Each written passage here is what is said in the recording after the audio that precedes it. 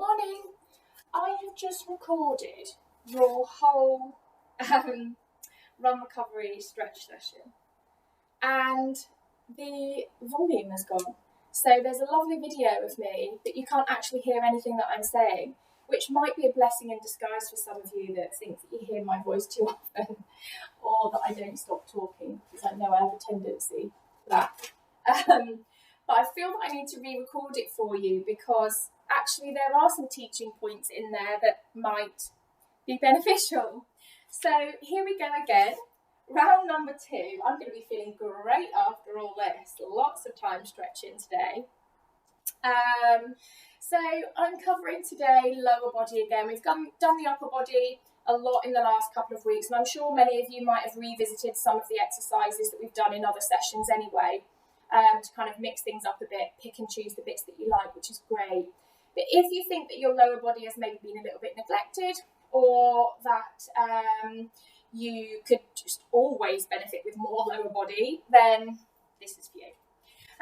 We are going to do quads, calves, hamstrings, standing, kneeling, seated with resistance band. Okay, I have got one of these big loop type bands, okay, with a really decent resistance. It's not too stretchy. There's a good amount of resistance to it. You may also find one of these types of bands. They're usually just like an off-cut from a big roll. One of these might be really good.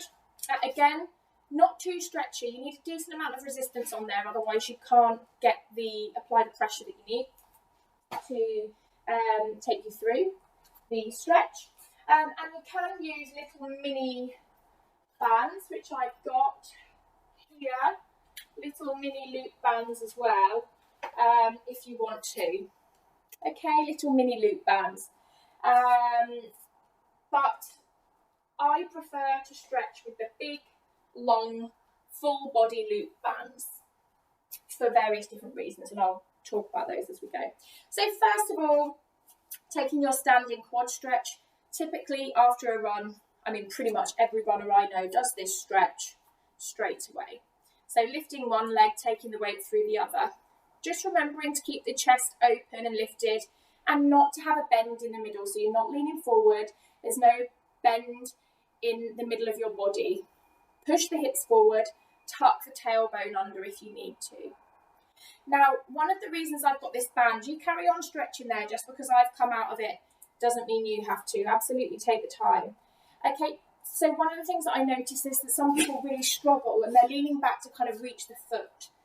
If that is a problem for you, yes, go and hold on to something, help you yourself reach round. But this is where resistance bands can really come in as well. So you can take a loop of a resistance band and place it around the top of the foot, okay, and then lift it up over the shoulder, which allows you to take that stretch, but takes the strain out of it. And absolutely, if you struggle with balance, you can hold on to something here. And there's benefit in doing this stretch, holding on and not. Okay, so if you struggle for range of motion, definitely get one of these bands. The other good thing about these bands is that you can do your strength work with them. And as runners, we need to do strength work and stretch. Okay. So again, taking that stretch if you struggle for range of motion, or if just because you like using a resistance band, it is comfortable. You can increase the stretch by lifting it higher, or reduce the stretch by taking some tension out of the band. Perfect, really. So the other thing to mention with this quad stretch is making sure, I'm just reminding you, to have those hips forward, tucking the tailbone so that you haven't got that bend in the middle, you're getting a stretch down that hip flexor as well as in the thigh. If you've got it, you may as well use it. So, great, standing hamstring stretch, revisiting a stretch that we did in our first Sunday Monday session a while ago, here. So bending from the hips, not curling, from the shoulders, the back, from the hips, sticking your bottom out, leaving your chest raised, lots of space across the chest, deltoid to deltoid. Good. You might want to put the weight through the bent knee, above the knee. Or if it helps you to keep your chest open, perhaps put your hands up on your hips. Even weight distribution between the heel and the ball of your foot. And then taking the toes off the ground to shift the emphasis of the stretch. Rotating the toes out away from you. And then back in, putting the foot down. And then taking the weight into the front of the foot a bit more. So taking the weight forward, pressing the big toe down into the ground, and shifting the emphasis again to more the inside of the leg. Carry out that stretch and change it sides. So in here, in this position, just pay attention to your tailbone. If it's tucked under like this, you've got this kind of shorter space here, but by lifting it up, pushing it out behind you, you're creating even more length there, okay? So go into that, keeping the chest lifted, belly button in, lifting the toe,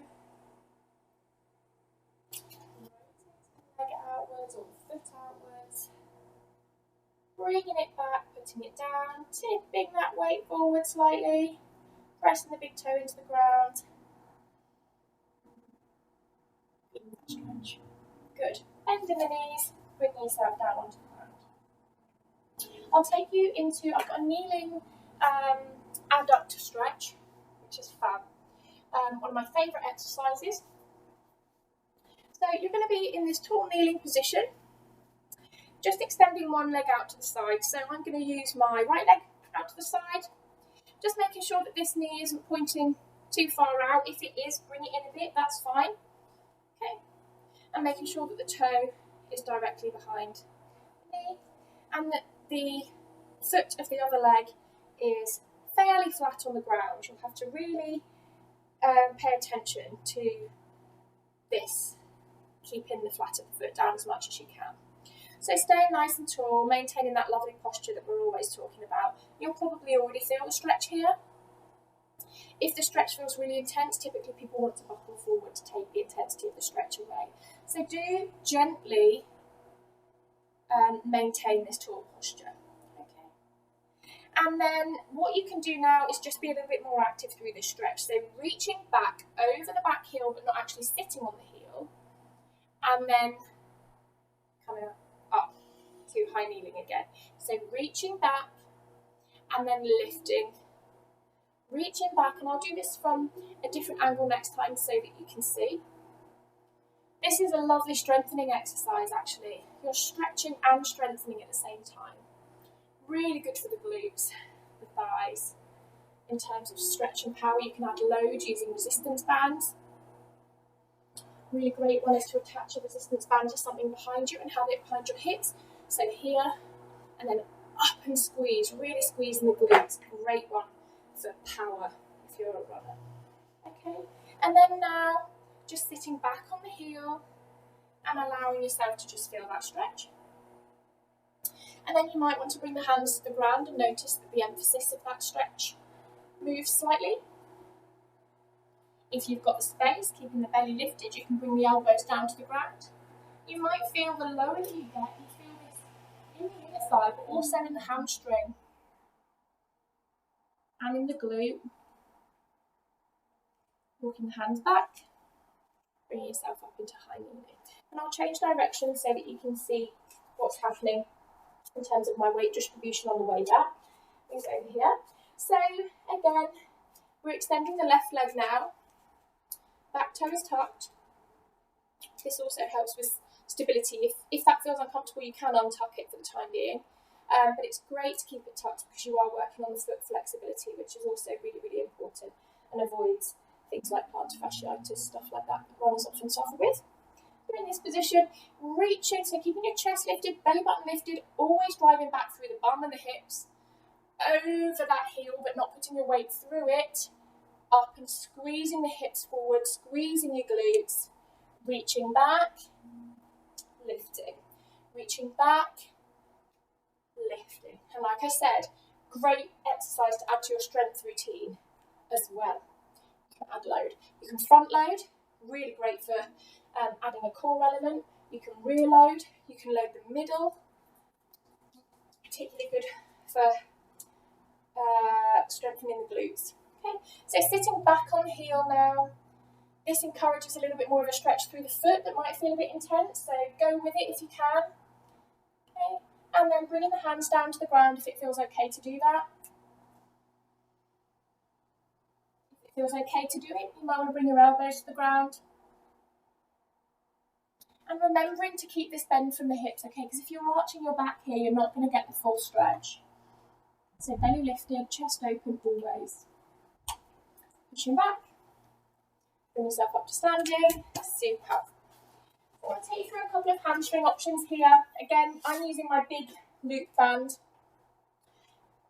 And then starting with both legs at the same time, this is a really gentle way to ease yourself in. If you've got any fleshy bits on your bottom, meat on your bones like I do, lift it out the way so you can feel your sitting bones really down into the ground, okay? So I've got this band in the arches of my feet, my legs are together. I have got a nice straight torso, shoulders are back, round, down, chest is driving forward, belly buttons in. I'm thinking about everything here. Good, and then I'm pulling back with the band and keeping my torso nice and upright to feel that stretch down the back of the hamstrings. Once you've had a little bit of time there, you might want to take the band a little bit higher up the foot, onto the balls of the feet, and repeat. Okay. And if you find yourself leaning back, you might just want to pull yourself in again so that you really get that full stretch all the way through the leg. By moving this band to the balls of your feet, you're including your calves a little more. You might have to really encourage your knees back towards the ground and pull yourself in. Stretching can feel really intense, I know. Now, I like to follow that with single leg hamstring stretches, just because that is an ideal way to address imbalances, identify imbalances and work on imbalances. So that's why we do single leg stuff as well. Get the knee out the way. If it's in the way, adjust your hip bones, sitting bones, and then take that gentle pull on the band. You might want to bring the belly in, shoulders down, lean forward slightly and pull.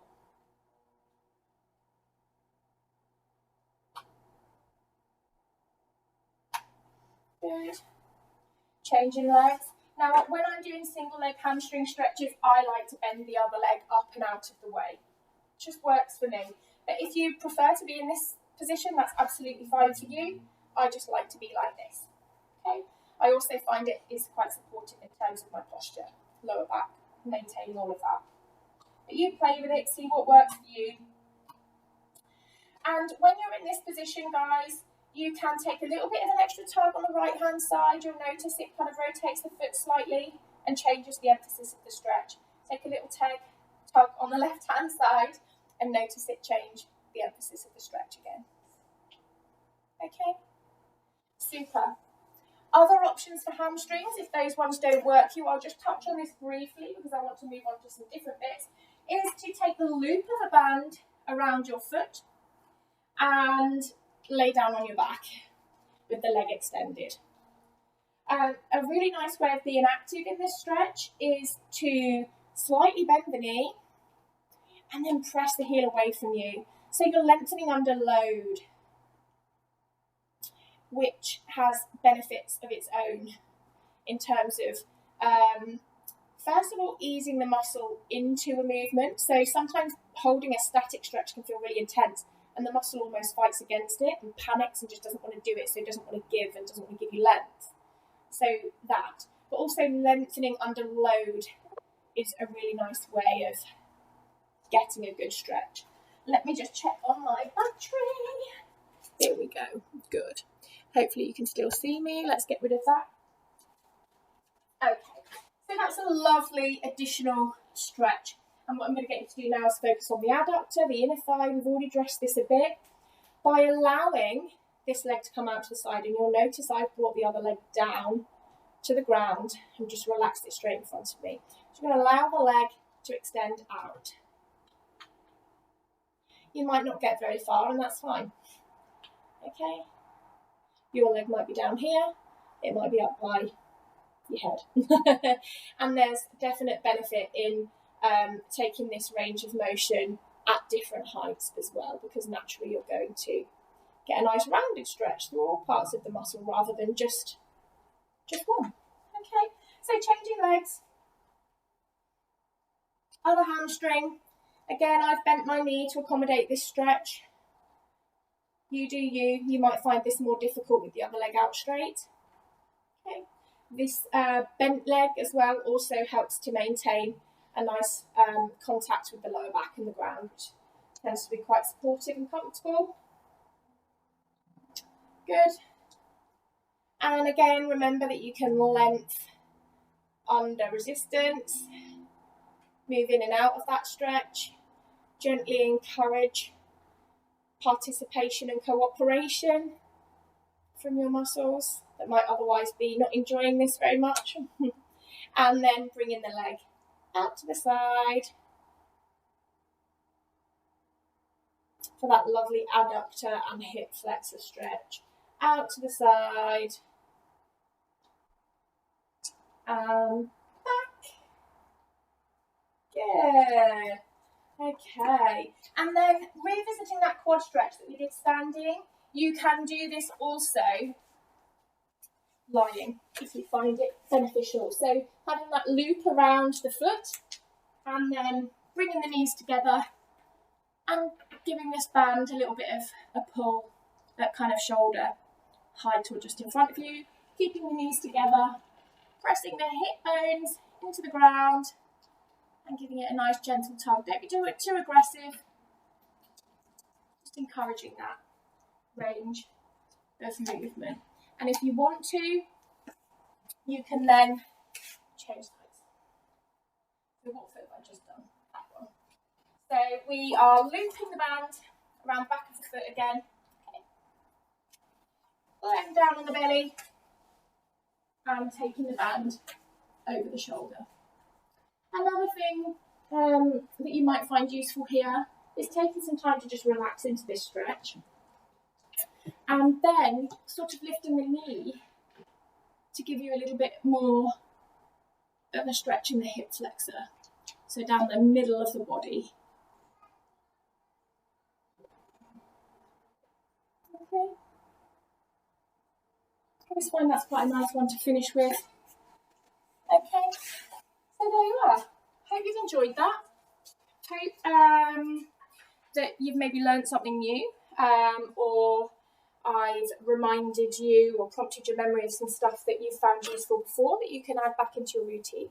I hope you enjoy your Sunday run day, and please remember to share these videos, and if you're enjoying them, please let me know, offer me your feedback, and let me know if there's anything particular you'd like me to look at for you.